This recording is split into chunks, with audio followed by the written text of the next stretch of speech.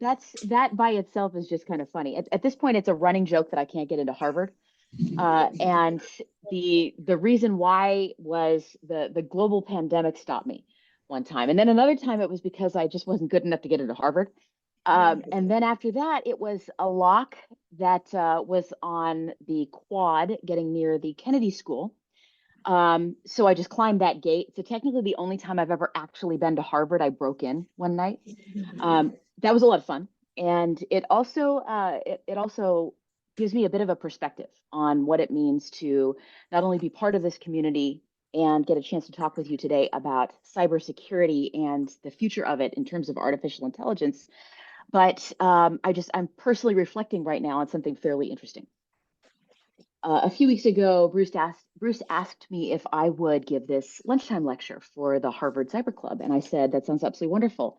The next day, Western Governors University asked me if I would do the same. So tomorrow, I'm going to deliver the monthly cyber lecture to the students of Harvard and Western Governors in the same 2-day span, and that gives me a little bit of perspective. Um, if you could think of universities that in many ways are the exact opposites of each other, I've had a chance to be at some of the best and worst universities in the world. And I did a Fulbright in cybersecurity at the University of Oxford, actually partially while I was doing this Harvard fellowship. And I also dropped out of high school a lot. I have been to a lot of community colleges. The centered piece of art on right behind me in my room is my GED. It's not a college degree. And it teaches me that there's a lot of different ways to get where you're going. And most of the time, you don't know that you're going any place at all.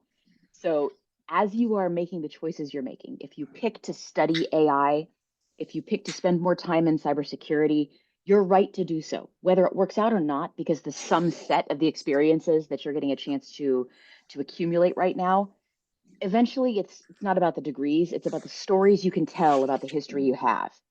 And that is why I'm extremely interested in the way that artificial intelligence, specifically LLMs, begin to create stories, begin to create history. It's kind of funny because previously we've used artificial intelligence in cybersecurity for a long time.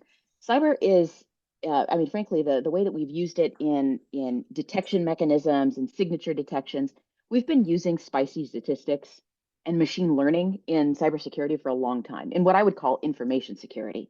And that's because the only thing this is probabilistic matching. Doing it fast enough that it looks really, really cool is the same exact thing as watching a hummingbird fly. Just because you can't see the hummingbird's wings doesn't mean you don't understand the mechanical principles behind it. So why do we need to start asking this question for you specifically? Well, first of all, because the way that we tell stories about artificial intelligence in cybersecurity is part of what you're about to have to do for your job. The world's greatest stories help us explain truth as well as facts. It's really difficult to explain cybersecurity to the people around us. And I've had to explain this concept to leadership, to people who are my bosses. At this point, I don't have that many people who can tell me to wake up in the morning and get into work. But I do have people in policy that can ask me to assist in getting an explanation on the ground for them so they understand what's going on. This challenge is really difficult to explain why in cybersecurity artificial intelligence is and isn't going to have an impact. So what I'm going to do today is explain the impact that AI is having in cybersecurity, how to use this power of analogy and narrative to explain it to those around you, and what the impact of AI on our shared future in cybersecurity is going to be. So let's see if we can make this actually work. Come on, you. So as somebody who's spent a lot of time in machine learning, there's really three sort of spaces we talk about when we talk about AI.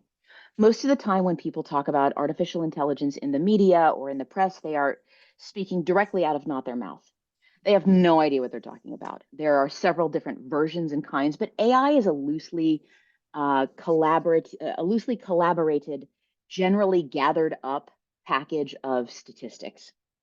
Applied AI, full AI, super AI, these are just different kinds of words for whether or not you are applying the statistical learning methods that we're describing on real or simulated data. hopefully not falsified data, but simulated data or real data is one of the major dividers at this point. Second, there is machine learning. This is the space I tend to spend most of my time in supervised and semi-supervised learning. This is where you've got a mix often of real and simulated data, often which is coded to tell the machine what kind of results you're interested in so that it will go look for more of the things you're interested in. Frequently, we've called this deep learning before, and yet in actuality, deep learning is something a little bit more specific than that.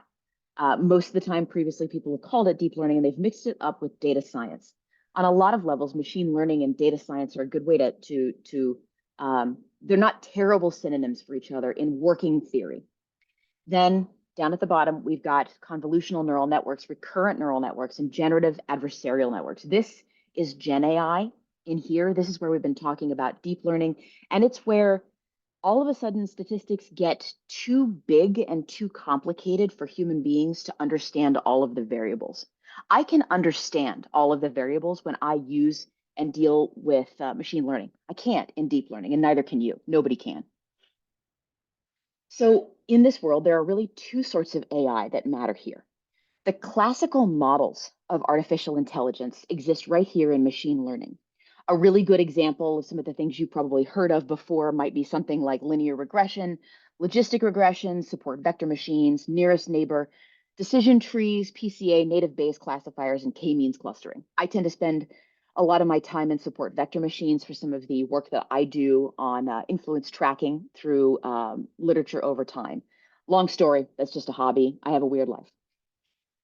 Here's an example of a support vector machine. This is a classic support vector machine that illustrates how you split a group of data apart using a plane or a vector that most carefully and clearly divides it in half.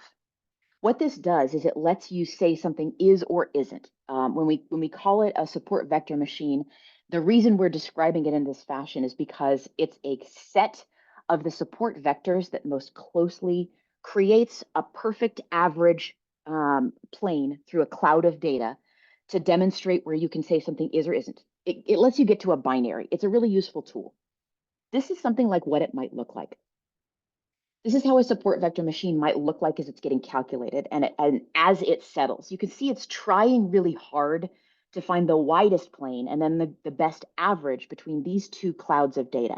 This is how you could tell that the line drawn through the two is the furthest distance possible from those two clusters of data that lets you differentiate between the two sets of them. This is super useful in a lot of different ways. And then you've got deep learning. Deep learning is trained on data, but it doesn't have to be real. It can be machine generated, and on a lot of levels, it's a combination of what we used to call data mining plus neural networks. Now, neural networks don't look like the equation I just showed you. The equation I just showed you is a support vector machine. It's an analytical relationship that anybody in this room is perfectly capable of understanding and plugging numbers into using a computer, right? It's a very simple, elegant way of expressing a concept. And then you get to this horse shit. So deep neural networks are mind-bending. They're interesting. They consist of up to trillions, tens, hundreds of trillions of individual variables that we're not sure why the data comes out the way that it does. The best way to put it is much like with flying an airplane, we know that a set of equations works to get us the result that we want without necessarily understanding why. How many of you have ever dealt before with something called Bernoulli's equation? You ever seen Bernoulli's equation before? I'm not sure if you can see me right now, but take a look at this. Let's see if I can do this with extremely heavy paper. Watch this. You can see as I'm blowing over the top of the paper that what I'm doing by creating an area of more rapid airflow over the top is I'm decreasing the pressure of air at the top of this piece of paper, meaning that relativistically air gets thicker and heavier underneath it, which causes lift. We don't know why that happens. It's basically necromancy. We're pretty sure that it continues to work because we build planes around it. Alaska might currently understand it a little bit less good than United does, but the reason that we use neural networks is because they're useful, because they keep producing interesting and useful results at the end of the day. So it does describe what can be found and replicated in a giant jumble of data, but it's valuable because it describes what is. You can't use this for predictive mechanisms because you can't explain the descriptive elements of it. So it works more or less when you let the computer define the rules of the relationship rather than doing it yourself. And that's because the computer can create a lot more rules that work than a human can. The first of those two useful things is rules-based, and the second is data-based. The single most important difference in these two systems is that the first one can be understood. It can be seen and observed by humans all the way through, and the second one is impenetrable. We don't know why the computer made the decisions that it did, and we can't replicate that process of decision making in order to test on similar additional details. So that is why AI, especially in cyber, is something you should use, not trust. Don't trust AI. You can't trust it because you don't understand why it works. No one does. People are more disturbed and interested in the second one, and that's because they can't explain it. Their hopes and dreams start coming into play instead of their rational decision making, and hope is not a strategy. The single most important difference in these systems, as we described, is that humans can arrive at, predict, and do the math for the first system. It's not possible for them to do it for the second system. Now, any sufficiently advanced technology is indistinguishable from magic. And that's the problem we keep having when it comes to artificial intelligence as it is hitting society right now. People think it's magic because they don't understand the technology behind it. And that includes those of us in this room. There's no understanding it because we can't wrap our minds around the neural nets and the trillions and trillions of variables that go into making these kinds of decisions. Now, there are two places that this matters when it comes to the nitty gritty, right? Where it comes to cybersecurity and the stuff that I do every day. I have been on a lot of phone calls trying to explain what AI is to cybersecurity officials and executives. What I tell them is there's one place we have been using artificial intelligence all along, and that is they're always surprised to hear it. I tell them in Norton antivirus. And they say that can't, Norton antivirus can't possibly be artificial intelligence. It's too dumb. And I said, no, it's just that we didn't have sufficiently trained artificial intelligence at the time to make it as effective as possible. It was doing a pretty good job. It caught 80, 90, 99% of all of the signatures that went through. Signature matching was one of the real major uses of machine learning in cybersecurity. And that was to try to find incursions inside a network, things that looked like they matched hostile or carefully designed attacks that matched enough of a signature, whether that is by matching a hash of a file against a set of known bad hashes, or taking a look at the probability of multiple different kinds of hashes arriving at the same time in order to trigger a specific sort of time-based attack. Certain kinds of time-based attacks could be SYN floods, DDoS attacks. That's the kind of thing that we have been able to, for a long time, use artificial intelligence in. And then the executives start to look super disappointed. And they start to look super disappointed because they want it to be more awesome than that. And then I tell them that not only is it not more awesome than that, but the best offensive current use of artificial intelligence has also been around for a long time. It's just we're now able to swap out a little bit of extra elbow grease for the work that people used to do in spear phishing attacks. Anybody can get got when it comes to spear phishing, when it comes to a personalized attack that lets you dig into somebody's psyche on a probabilistic basis on any given day. Any executive that you talk to is going to be dealing with one of two or three problems. Somebody around them has had their identity stolen. Somebody around them is in the hospital. Their kids are in trouble. Their car is in the shop or needs to get towed. The kinds of human problems that we all have make each and every one of us vulnerable to a targeted spearfish. I almost got caught with this about 2 months ago. I have a contractor for my company who I had just brought on board about 3 or 4 weeks beforehand, and I've been talking to them in Slack all day long. Oh, there's a problem with their payroll. They didn't have their bank account entered in correctly, and so their payroll bounced back. That day, as I was talking to them, I'd gone and entered everything in again. I got an email from them saying, "Hey, something is just still super weird. Let's try here instead. Can you just take this bank account number instead and use this in the interface?" And I opened the email and I looked at it and I copied it and I opened up Gusto, which is the place that I do my payroll. And I stopped and I looked at it and I went, "Why are they sending me this in Slack instead of in Signal like we've already specified to?" Maybe they just forgot, or maybe I wasn't clear enough about never sending sensitive information. I mean, they're a designer, so they're not like as embedded in the security world. I'm just going to check with them really quick. And I type over in Slack and I go, "Hey, remember that we went through this thing. Don't send sensitive information in emails. You can send it in Slack, but if it's something like a bank account information, please send it as an expiring message in Signal, or follow the link to do it yourself that I'll send you in a minute." And 5 minutes later, I got a Slack message back. "What are you talking about?" I got that close to getting AI spearfish that day because I was in the middle of processing payroll. Very common thing for people to get caught with. I had a new person aboard who was having trouble with the system. Very common. And that right there, that emulation of human behavior is what we think we're often seeing when in reality, I was just one out of hundreds of thousands of people who were performing kind of similar tasks that day. And I just happened to have the exact right combination of a new person who had made a search somewhere, a new HR system. That's how these things happen.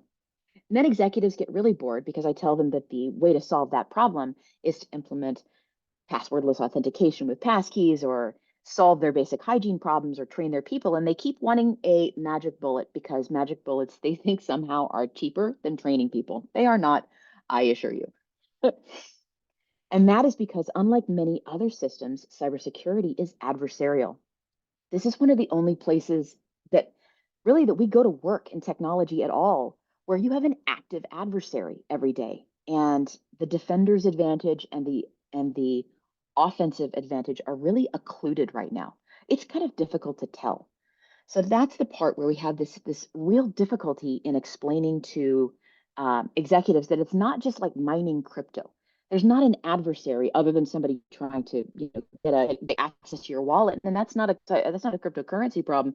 That's a cybersecurity problem.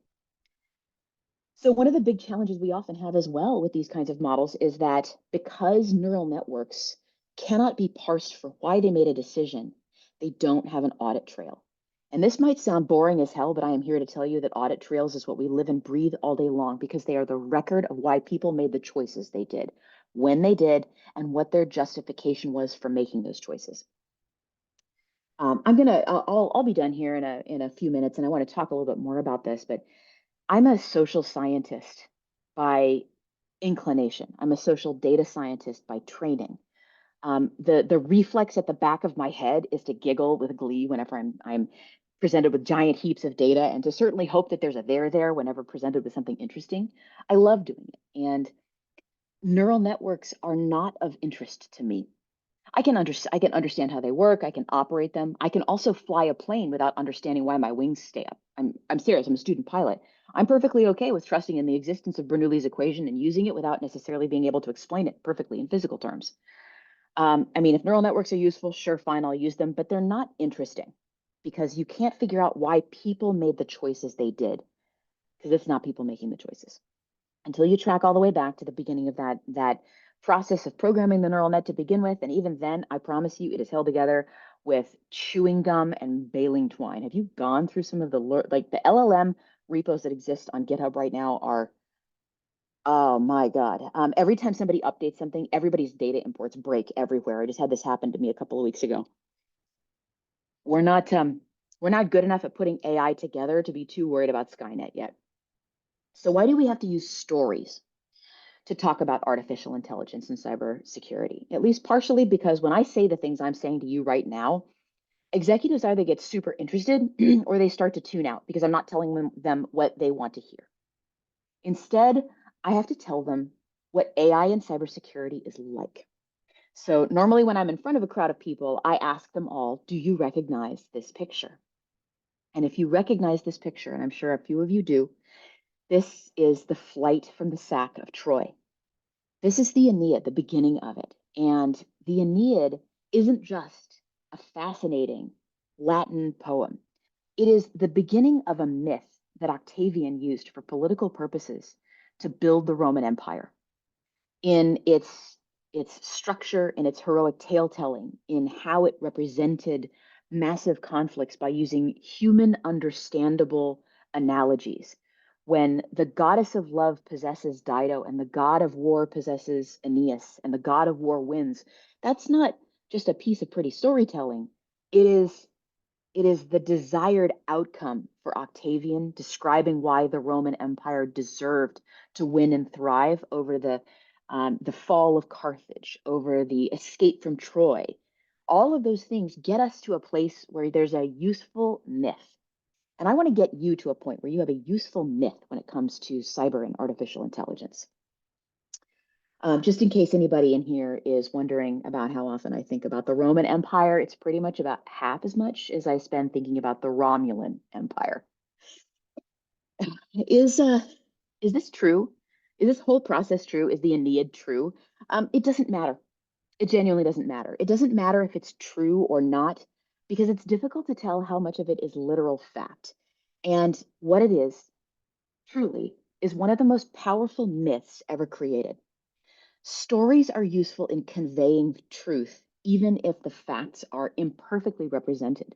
And the reason that matters is because if you try to explain to somebody exactly what we all do in artificial intelligence and cybersecurity all day long, I mean, you do nothing but explain it to them. An accurate map of the Earth is the size of the Earth, right? So you have to be able to boil it down. And at some point, those analogies break down. But giving some really good stories about what AI is, how it works, and how it applies to the choices we make in cybersecurity is the very best tool that you've got when talking to people. It's impossible to communicate accurately what is happening. And so what I want you to do is convey truly what is happening. Some of the best ways to do that are tap into existing literatures, existing shared analogies you already share with your audience. For the people that you end up talking to, I don't know who's going to connect with what, but the idea that what's happened before will happen again is found in Ecclesiastes. All this has happened before and it will all happen again, Peter Pan. And then, of course, in that classic of modern cinema, this has all happened before, all this will happen again, said number 6 in Battlestar Galactica. And it resonated because it's true. And even the fact that she said it was resonant to me because just the act of repeating those words by itself was an act that had happened before. This is the power of story, and this lets you start to use analogies as long as you have ones that you connect with your audience with. When you're talking to somebody and trying to explain to someone what you do for a living and or what you're studying, and we've all had this challenge, family gatherings at Starbucks, getting hit on, shortly thereafter not getting hit on after you try to explain what you do for a living. Trust me, I've been there.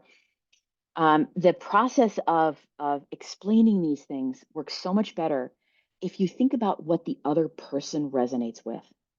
Look for the nerd swag, look for the stories, look for the book that they have, figure out a little bit of who they are, and use that connective tissue of a story to tell stories with them. I frequently use Star Trek. I use Battlestar Galactica. I use things with the word star in the title pretty commonly. I've got an audience I can say is often part of that process. And so what we do want to say is that this is a way to describe something.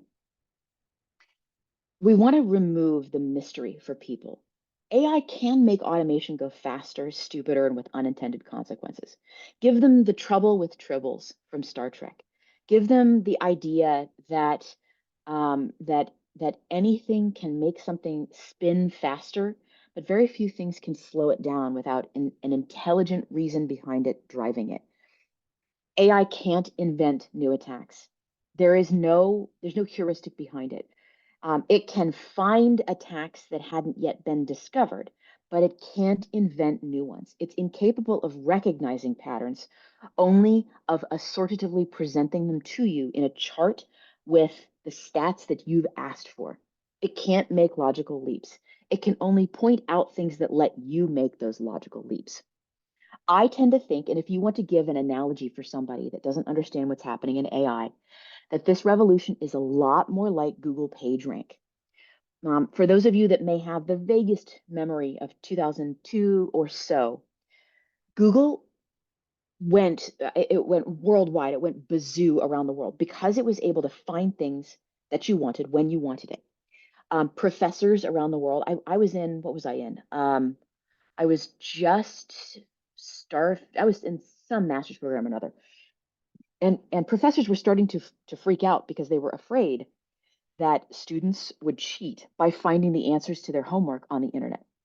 This started to make things like Wikipedia more easy and useful to use. The Google PageRank algorithm, people were just bewailing the destruction of higher education because, after all, if you could just look something up, then students don't need to study anymore. As I recall, the only industry that the Google PageRank algorithm destroyed was the travel industry, because that was a wholly unnecessary interlocutor between me and getting on a damn plane.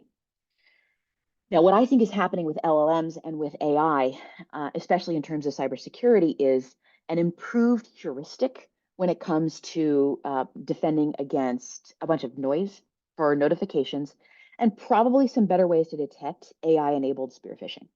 I also think that the only two real industries that are about to get completely destroyed by this innovation are copywriters and stock photography. They're gone. Those industries don't need to exist anymore. Art can't be created by LLMs, but give me a picture of my next door neighbor's dog spitting out a peanut butter cracker, right? That's going to be generated. I could say, make it 10 times funnier, and it will be, right? And the machine will understand that. It's still not art. And that's as much as is going to happen is stock photography is going to get destroyed as a result. So don't ask yourself what AI is, but what it is like that you can use as an analogy to explain people with.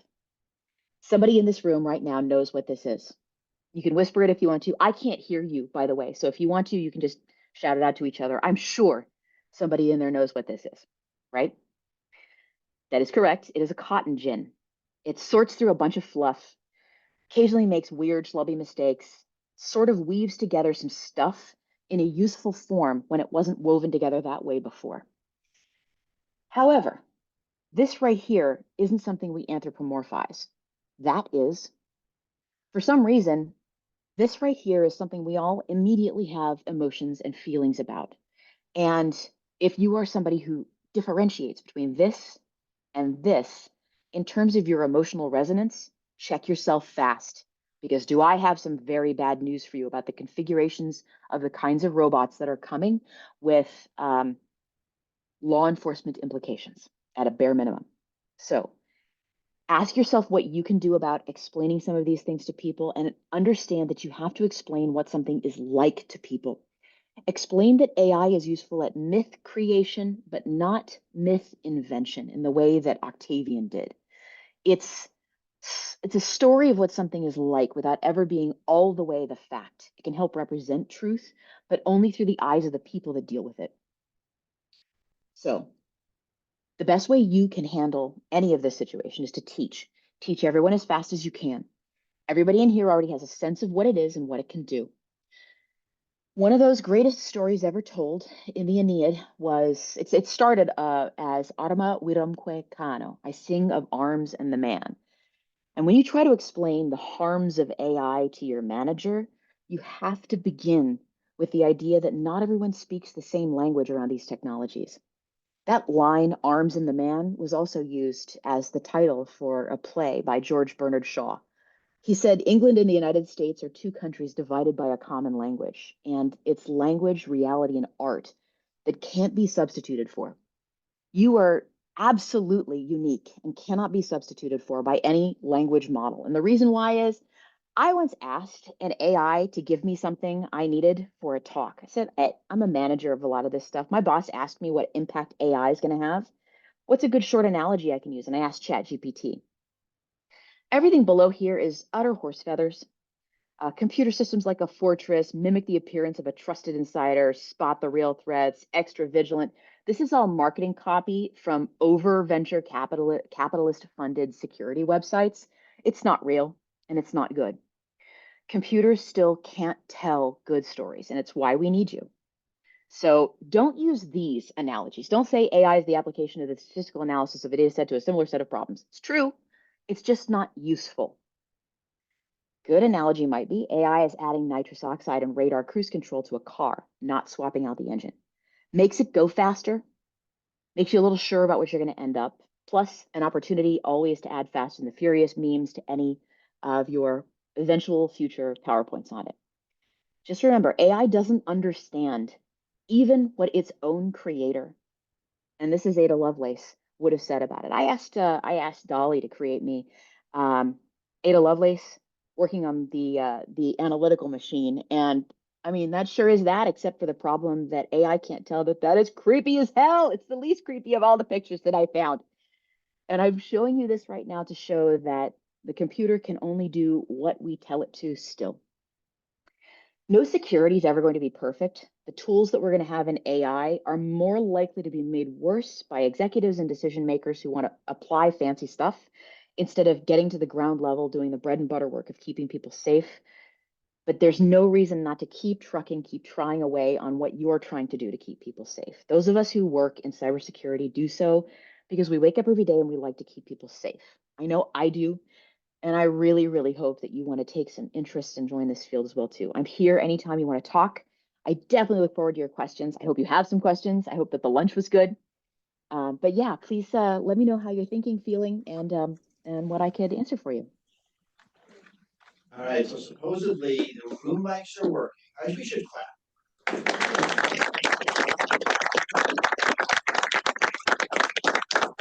Supposedly the room mics are working, so I'm not going to pass the mic around. We'll take questions. Those of you on Zoom can type questions in the chat. We will get them into the queue as well. So anyone in the room have any questions? So as I think, I'm going to start. Look, I'm curious that when you talk about trust, and we can't trust AI because you don't know what's going on inside. So when I think of people, when I think of you, I don't know what's going on inside your head. I have no freaking clue. I mean, it's way more opaque, way more complicated, way less well understood than even one of these LLMs. And I trust you based on my history with you, my experience with you, my expectations of your future behavior based on your past behavior. Can we get to that same way with these opaque computer systems, or is there something different going on that won't make that work? I love that question. And I think when I think about your capacity to trust me, that there are several different definitions of that concept.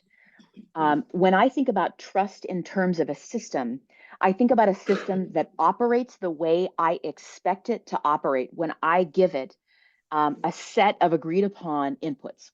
And if that system consistently, even probabilistically, operates the way that I expect it to, I will begin to trust it to continue to operate in that fashion. But there's a difference between that and you handing me your keys, Bruce, to go pick up your cars after a couple of beers, right? The difference here is I operate in a milieu of a society with a set of agreed upon rules and structures and heuristics that I experience pressure from outside the dyad between you and me in order to maintain my position in that society. And as someone who wishes to be known as a good actor, to have improved and strengthened edges in the social network I find myself a part of, you trust not only that I will behave in the best interest of you, but in the interest of me continuing to remain part of a society that operates with known and agreed upon rules. We haven't figured out a way, I think, yet to teach a computer that it is part of an internet that has expected rules, and that if it behaves well, it will receive an internal and inherent reward of continuing to be part of that internet in a way that is respected. We don't have a way to encapsulate that process yet. And I think until we get to that point, there's not a way to give computers that second kind of trust. The first kind of trust, sure. The second kind, computers don't have that context. And maybe the context is what's missing. Hi, Tarah. Kligar, first-year policy student here. So wait, can you hear that? I can. Kligar, first-year policy student. Excellent. Yeah, so my question is, So many policymakers didn't wake up to the concerns when it comes to cybersecurity until the Colonial Pipeline attack here in the U.S. just quite a few years ago. Do you think that it'll take a large event to wake people up in terms of concerns for AI, or do you think that that's a relatively overblown perspective right now? I have been asked this question a lot, and the answer, usually the way that a journalist asks me is, when are we going to have a Cyber 911? And that's the thing that wakes everybody up. And I say, my answer to it every single time is, we will never have a Cyber 911. First and foremost, we won't have a Cyber 911 because when it happens, it will have its own name. We won't call it the Cyber 911 any more than we called the fall of the Twin Towers, New York, Pearl Harbor, right? We don't call it that because it is sui generis. It is an event in and of itself, and it becomes its own thing. Second, on a lot of levels, we have already had the event that demonstrates the possibility of shutting down the world's capacity to do healthcare and get goods around the world. And it was a combined set of events called NotPetya and WannaCry in 2017. And those actions arguably had far more far-reaching effects than something like a Pearl Harbor did, which really only killed several thousand people. NotPetya shut down 40% of the world's shipping for 3 weeks. The entire world was absolutely glued to their television sets to watch the Ever Given stuck in the Suez Canal, which shut down about 12% of the world's shipping for about 18 hours. Nobody realizes that's the same thing that happened in 2017 with NotPetya. The answer with cybersecurity is that it is a difficult thing to point to when and where a thing happened and describe the moment that it had its effect. There is no visual that describes what happens when a devastating attack occurs, because it so often looks like actuarial tables. WannaCry shut down every one of 4 regions of the United Kingdom's National Health Service hospitals. More than 14,000 people lost their cancer treatment appointments for 3 weeks. People didn't receive treatment. This is in 2017. This is some of the work that I did my Fulbright on there. And approximately 300 people died as a result of that attack. That would be horrifying if we could just figure out where on a death certificate we would write down died because of cyber attack.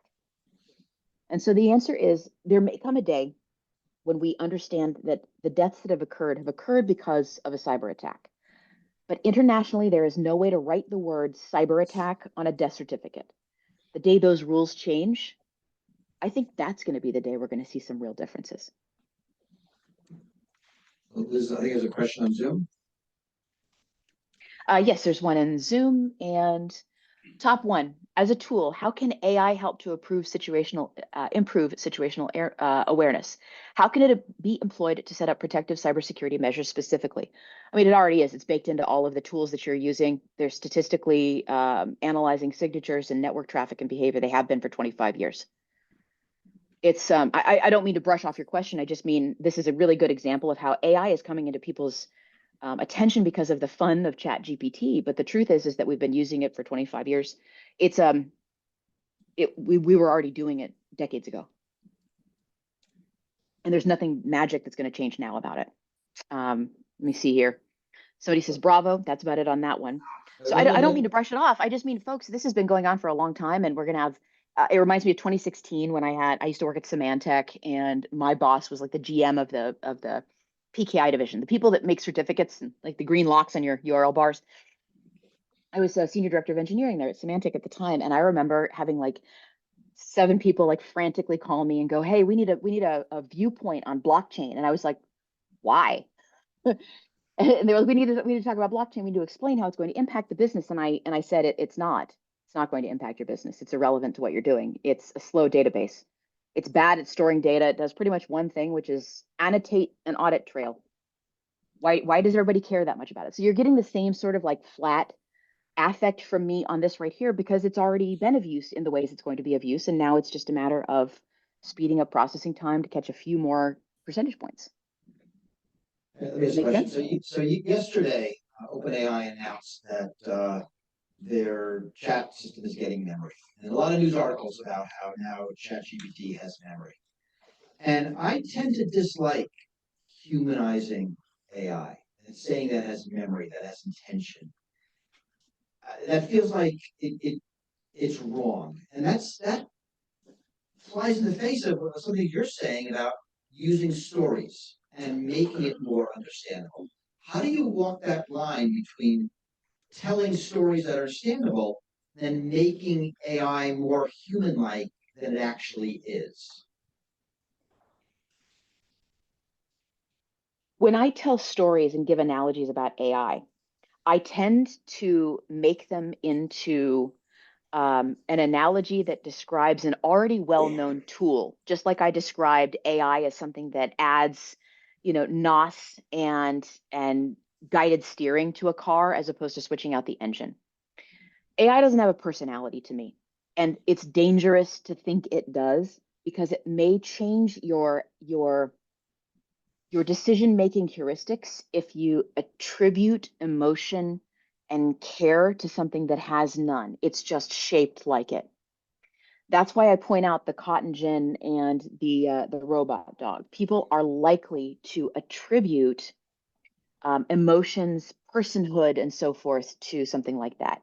However, a cotton gin is super useful. Cotton gin also follows the same analogy that I gave, which is that it moves faster and applies a slightly better algorithm to output something more useful to people at the end, just like AI does, just like NOS and guided steering on a car would.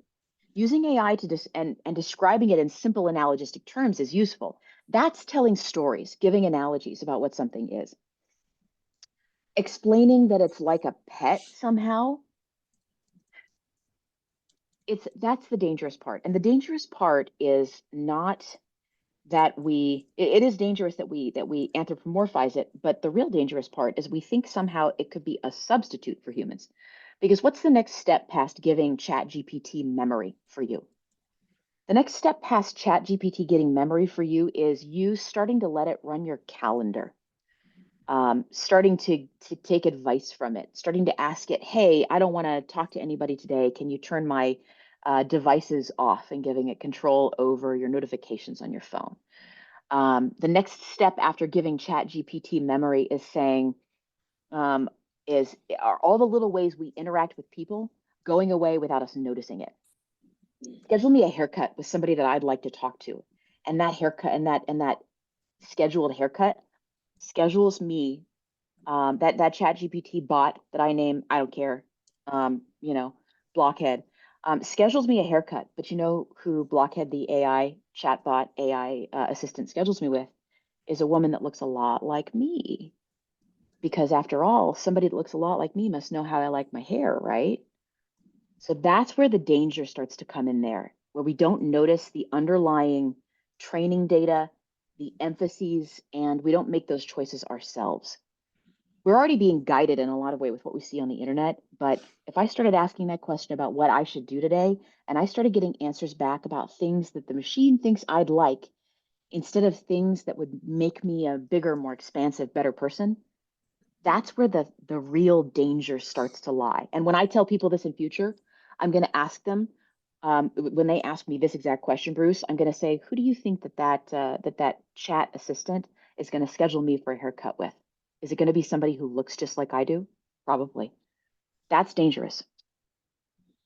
I'm curious what you think, Bruce. Is that a fair way to think about the dangers there? I don't know. I've been thinking about this a lot. Don't have a good answer. And Yeah. as someone who writes about this, I struggle a lot with Mhm. how to describe it in a way that's understandable, accurate, and not unduly humanizing. I worry about things about, when you use ChatGPT and you ask a question and it types the answer slowly. I mean, that's just bullshit designed to make you think like it's like somebody typing an answer in real time. And I think that humanizing interface is done on purpose by the companies in order to Agreed. make this category mistake between human and machine. It's a question. Agreed. Tarah, my name's Wilbur Noble. I'm the Interview's National Security Fellow here at Kennedy School this year. You mentioned before about that balance between offensive, defense, and cyber conflict. will generative AI change that fundamental balance in the years to come, or will it just kind of increase the scope, scale, and speed of future conflict in that realm? I've gotten asked that question a lot, and part of something I just did was collaborate at Council on Foreign Relations with a civil society memo on basically the exact question you're asking. We sent it to the White House about a week ago. What I think is possible and probable is the beginnings of a conflict being set up between permitting, because people at that level may think it's okay to let these kinds of critters make decisions for them, setting up a conflict between Title 50 and Title 10. For the folks that don't know, Title 10 is the US law code that deals with acts of war. Title 50 is the code that deals with espionage. There's a moment where what you do on a computer transitions from being espionage to being an act of war, and it is the moment where you destroy, disable, deceive, et cetera. There's the 5 Ds in national security when you've done something someplace as opposed to listened in on something. The concern that I have is that people will make the exact same horror choice that Dr. McKittrick did in a very classic movie, 1983, called War Games, where he let the decision be made about when to move from listening to action by the computer probabilistically, and there was not a human involved in that process. I fear that that LLMs, for their greatest efficacy, absent any kind of morality whatsoever, would need to be given that choice. And I don't think we should.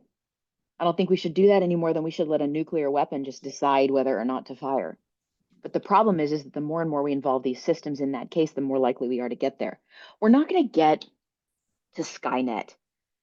Like, and I'm assuming everybody in here has seen Terminator, because if you haven't, you've not received a proper liberal arts education. Bruce, do something about it. So we're not going to get to Skynet by with bunches and bunches of nuclear launches. We're going to get to it with a way that it's going to be a more boring version, and it's going to be Fury Road instead of Skynet. It's going to be the thing that Bruce and I have talked about a couple of times. It's going to be rusted, leaking, broken down, toxic equipment everywhere that couldn't figure out how to launch itself and then became useless, where the offensive capabilities for targeting overcame the defensive capabilities of protection. And a bunch of stuff just got disabled, and it's just not useful anymore. And now we've poisoned our planet. We've got a bunch of offensive shit laying around, and there's no way to solve our pollution problem. I don't know if that's the moment we're all going to finally come to our senses as a species or not. I'd like to think it happens before anything goes hot. So the long answer to your question is that I and a lot of other people are thinking really, really hard about this right now. Thank you. How much of that is dependent on speed? And the reason we can have humans lost nuclear weapons is it takes 20 minutes between detection and when we get hit, so we can actually make a decision. If we're talking about attacks happen in milliseconds, in a sense, we're forced to use automatic response systems because human response systems don't act fast enough. And is that going to be, right? Is it if they use it, are we forced to use it? I guess is my question. So after I sell this company, I'm building a colony ship to Mars. And I think that a lot of the answer, that the kind of people who are interested in this work view it hopefully or view it pessimistically. As a statistician, something's going to happen sooner or later, and it's going to happen in milliseconds. And what we're going to be lucky to do is make sure that no chain reaction occurs as a result of that decision. That's what's going to happen almost certainly over the course of the next 50 years. We're going to be really, really lucky if it happens in a deserted part of the earth. We're going to be lucky if it's considered a shot across the bow. We don't know what's going to happen. I live in Seattle. I live super within range of Kim Jong-un, right? So in the exact same kind of way that Professor Falcon, who lived on what is actually a real island right over here in Puget Sound, was like, hey, look at it this way. We're not going to live to see the aftermath. I was like, that's a pretty good reason to live in Seattle. Excellent seafood. You know, Professor Falcon said so.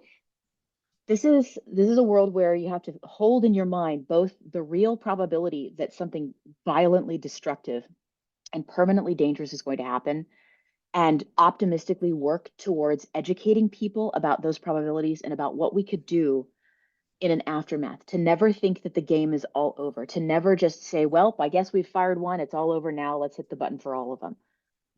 And that means building more civil society. It means more conversations across the political divides that we have. Our problems in cybersecurity, our problems in AI, they're not machine problems. Our problems are people problems.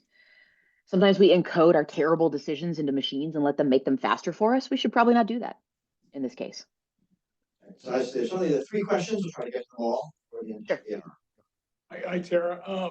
Matt Saunders. I'm a mid-career student. Something that you said earlier about trust was that there's no like programming for the machine to make rational behaviors based off of what the outside influence of society would think about it, or have that kind of self-perception that kind of guide its behaviors. I was curious. There was some interesting commentary from like a programmer who's teaching like machine learning how to play old Game Boy games, and it was really interesting observing the reactions that were kind of unpredictable of the programming. Like, if we were to try to implement some kind of learning behavior, what are some like the negative consequences or things that would be least expected that could also be harmful? Because I assume that you can't encourage positive behavior without having like some kind of punitive measures as well, and that might lead to some dangerous responses. I don't understand the question. So is there a reward mechanism to kind of guide or govern AI? Can that lead to dangerous, unpredictable responses that we just wouldn't understand? How are you going to give an AI a reward? Well, like in regards to encouraging behavior that we want to be within the lines, because we talked about how you can't do this. So if someone was to attempt to do it, how would that kind of lead to unintended consequences? I don't think it's possible. It's the part B to the question Bruce already asked about how do we handle trust in machines? The machine operates as expected, but the external context, the desire that I would have to operate inside a society and receive the rewards of operating inside that society are absent for an AI. There's no way to give them contextual rewards. They don't care. They don't have feelings. There's no way to give them positive reinforcement. There's also, corollary, no way to give them negative reinforcement. So here I think is a nomenclature issue. We talk about giving rewards to AI all the time, but we don't mean rewards. We mean we boost the part of the system that does the thing, so it does more likely to do it next time. And so, right, rewards is a terrible word for that. Yep. Tarah's right. You can't reward an AI. It doesn't know what that means. Mm-hmm. I'm Martin Bunchurch. I'm a retired military officer. Vladimir Putin, a few weeks ago, spoke before a group of AI developers in Russia, sort of encouraging them to loosely put, develop AI with Russian sensibilities, not Western sensibilities. And just curious if you'd have any thoughts. Had you been in the room listening to Vladimir Putin? I'm glad I wasn't in the room listening to Vladimir Putin. Probably a poor choice. I really want to go back to the idea that AI doesn't have sensibilities. Giving it a different language to process is irrelevant to it. So this conversation is it's teaching me that Bruce and I need to write another article.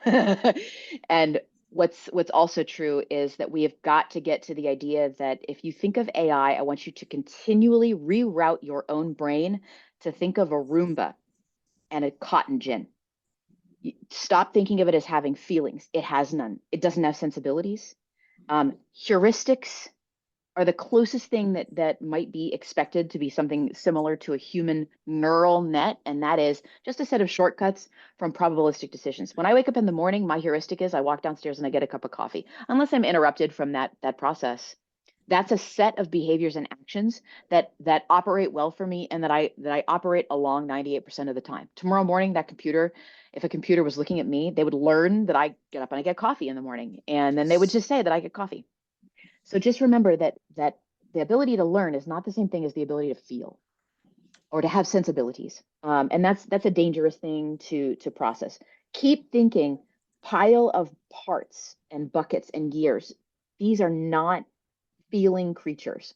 But everything about it, I want you to say the other way. It'll speak in a language. It might look like a person, it'll have big eyes. It'll speak sympathetically. It'll be really hard. We as humans are programmed to think of those things as people. All right, you are my last question. Oh, my name is Kazi. I'm doing my MPA here. So like we're seeing more and more use of AI in warfare as well, like for generating targets and sort of pinpointing where to hit. Like during the current Gaza offensive, Israel is using a gospel, which is sort of a, machine to create targets very very fast. So do you think like this kind of AI would make warfare more sort of destructive and more sort of more collateral damage will be caused because the AI wants to get to the target in the shortest possible way, and if that means 10 other people dies, that's fine because the target is the ultimate goal. That's always been true. Our statistics are improving. Our use of AI is not increasing, it's just improving. We've been using quantitative artificial intelligence for statistical purposes since the moon landing, since we started cracking codes in the 30s and 40s. Artificial intelligence is not increasing in use, it's increasing in its rapidity. There's just more gears, more GPUs getting attached to it. So more stuff is getting generated faster. Also means more trash is getting generated faster. There's a lot of useless stuff that's getting generated by AI. The AI also can't tell the difference between what it does that's good and what it does that's bad, useful or not useful. So do I think more AI is going to be used in targeting? No. I think it's already been used in targeting for decades and decades, and this is slightly improving its aim. All right, with that, we end on time. Tarah, thank you so much. Next time, On that happy note. in person. So glad it was so cheerful, what with all the warfare. It was a real pleasure to speak with all of you folks. Please do feel